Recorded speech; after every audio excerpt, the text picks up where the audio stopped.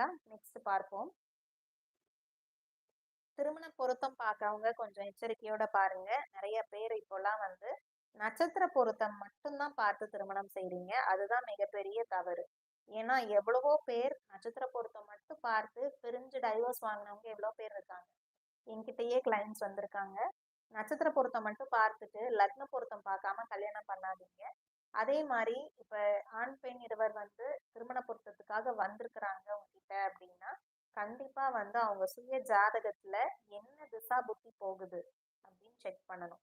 ஆணுக்கும், பெண்ணுக்கும் ஒரே திசை, ஒரே புத்தி நடக்கும்போது திருமணம் செய்றீங்க அப்படின்னா, கண்டிப்பா திருமண வாழ்க்கையில நிறைய பிரச்சனைகள ஃபேஸ் பண்ண வேண்டி வரும்.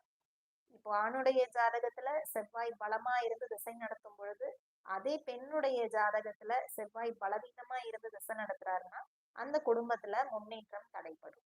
ஸோ அதனாலதான் சொல்றேன், திருமண பொருத்தம்ன்றது ஒரு பெரிய விஷயம். அத சிம்பிளா எடுத்துக்காம கொஞ்சம் எஃபோர்ட் போட்டு பாருங்க. 2, 3 பேர்கிட்ட பாருங்க. அப்பதான் ஒருத்தருக்கு